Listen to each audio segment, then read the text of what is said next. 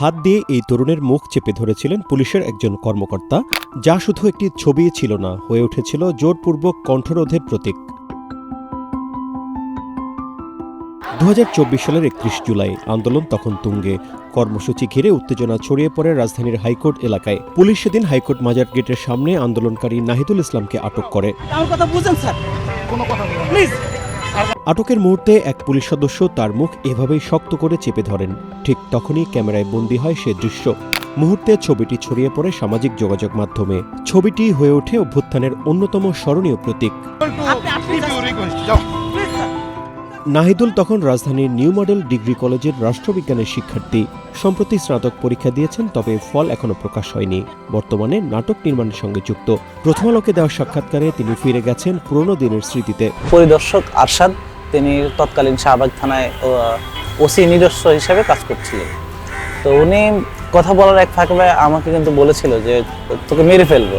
এইটুকু জানি যে আমি যদি মরে যাই তাহলে আমার মৃত্যুর মধ্য দিয়ে হয়তো বাংলাদেশ নতুন করে তার যে স্বপ্ন সেই স্বপ্ন পূরণে এগিয়ে যাবে। আমার মা কিন্তু তার আগেই মারা গিয়েছেন। আমার বাবাকে বলেছিল মতো আমার বাবা বলেছিলেন যে দেখো, যদি তুমি বেঁচে ফিরো এবং পূর্ণাঙ্গভাবে এই দেশ থেকে পেশিবাদ বিতাড়িত করতে পারো, তাহলে তুমি আমার সন্তান হিসাবে আমার কাছে বিবেচিত হবে।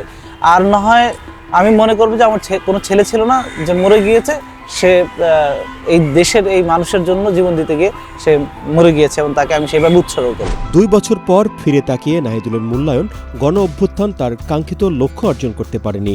এই ব্যর্থতার দায়ভার তাহলে কার?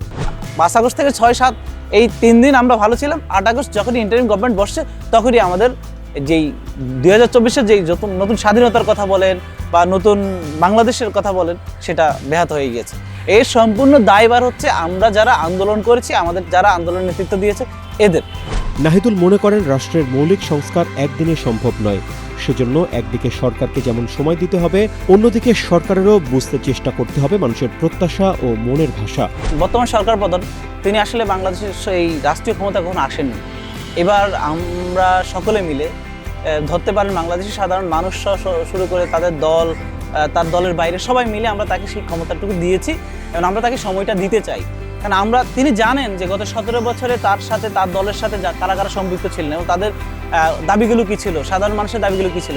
যদি তিনি এইটা অবগত থাকেন, তাহলে আমার মনে হয় না সরকারের কাছে কিছু চাইতে হবে। তো আমি সরকারের কাছে যেটা চাইবো সেটা হচ্ছে, জুলাই সনদ বাস্তবায়িত হয় নাই, সরকার প্রধানের কাছে আপনার মাধ্যমে জানাতে চাই যে তিনি যেন এই বিষয়গুলো দেখেন। সেই জুলাইয়ের 2 বছর পেরিয়ে গেছে, তবু পুলিশের হাতে চেপে ধরা সেই নাহিদ এখনও মানুষের কণ্ঠরোধের বিপক্ষে।